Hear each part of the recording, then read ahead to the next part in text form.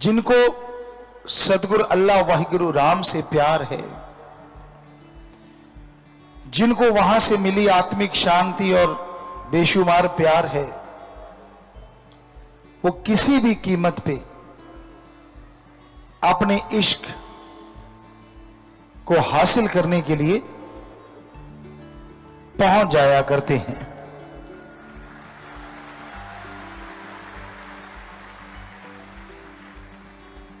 बहुत महापुरुषों ने रब्बी इश्क के बारे में बताया, गुरु सहवानों ने बताया कि चाहे आग का दरिया हो,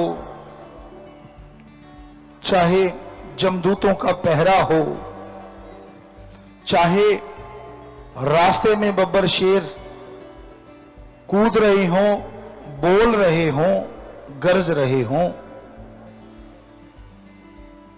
बादल गरज रहे हों, मूसलाधार बरसात आ रही हो, भयानक तूफान चल रहा हो, अजी मौत भी तैयार खड़ी हो, तो भी रब से इश्क करने वाले कभी कदम पीछे नहीं हटाया करते। अगे नू बधा के पैर पिछे नू हटाना की ते बन के प्रेमी फिर दिल नू डुलाना की। अगर सिर्फ ये दो लाइनें आप मान लो ना, आपको टेंशन आएगी नहीं, सत्संगियों को तो खास करके। दो लाइनें अगे नू बधा के पैर पिछे नू हटाना की ते बन के प्रेमी फिर दिल नू डुलाना की।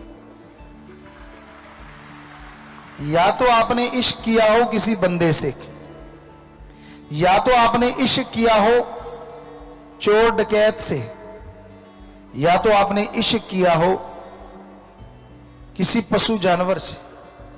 नहीं ना, आपने इश्क किया सतगुरु मौला उस रब से। जब उससे रब से इश्क कर लिया, वो तो फिर पल पल की जानता है ना। क्या उसको आपकी मजबूरी का, आपके दुख का पता नहीं चलेगा?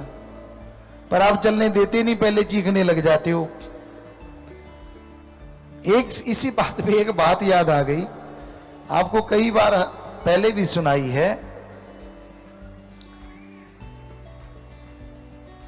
कोई आदमी डूबने लगे, कश्ती पे सवार थे, अलग अलग धर्मों के लोग थे। तो कश्ती सवार ने कहा, हम डूब रहे हैं। तो मल्लाह कहने लगा, 4 लोग कुर्बानी दे दें तो कोई बड़ी बात नहीं, बच सकते हो। तो सभी कहने लगे, यार चलो ठीक है, अलग अलग धर्म के लोग आपा कुर्बानी देते हैं। एक ने अपने मालिक को याद किया, छलांग मारी, वो किनारे पहुंच गया। दूसरे ने याद किया, उसने छलांग मारी, वो पहुंच गया। तीसरे ने किया, वो उसने छलांग मारी, वो पहुंच गया। अब चौथे की गड़बड़ हो गई। चौथा कभी ऊपर आ जाए, कभी नीचे चला जाए, कभी ऊपर आ जाए, कभी नीचे चला जाए, और आखिरकार वो डूब गया और मर गया। कहते हैं वो जमराज के पास गया। इसे कहानी मानिए, लेकिन है ये हकीकत के बिल्कुल नजदीक। कहते हैं जमराज के पास गया और गुस्से होने लगा। जमराज कहता, भाई तू गुस्से क्यों हो रहा है? कहता, यार बड़ी अजीबोगरीब हुई मेरे साथ। कहते, क्यों? ऐसे ऐसे उसने घटना बताई, हमने छलांग मारी, तीनों ने अपने अपने मालिक को याद किया, पार हो गया, मैं रह गया। मैं क्यों डूबा? मैंने भी तो मालिक को याद किया। जमराज कहने लगा, हाँ बात तो आपकी ठीक है, मालिक के पास चलते हैं। मालिक के पास गए, मालिक मुस्कुराए, आ गए। कहने लगा, जी जमराज कहने लगे, हे भगवान, हे अल्लाह राम, ये आपके पास आए हैं और इन्होंने ये बताया है। तो मालिक मुस्कुराए, कहने लगे, सुन भाई, तूने हमें याद किया एक संगीत वाद्य बजाने के वाले के रूप में, तो हम अभी सारा सामान टांग टूंग के अभी सितार स्तूर उठा ही रहे थे कि आपका इरादा बदल गया। आपने कहा मुझे चाहिए जो अस्त्र शस्त्र से लैस हो, कहते मैंने बीना टांगी, बंसुरी टांगी, मैंने अस्त्र शस्त्र धारण किए ही थे, मैं अभी चलने लगा तो आपका इरादा बदल गया।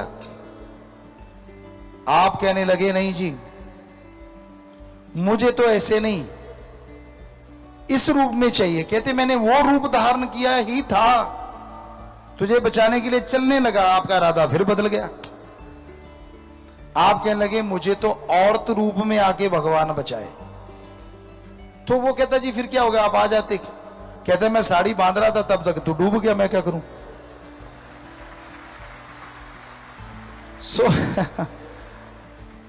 अब चक्कर ये है ना, राम सतगुरु अल्लाह तो आपके दुख दर्द दूर करने आते हैं, पर आपकी एक डिमांड कम पूरी होने वाली होती है, आपकी 10 डिमांड आप साथ में पंजाबी च कहते तय नाल तय ला देने हो।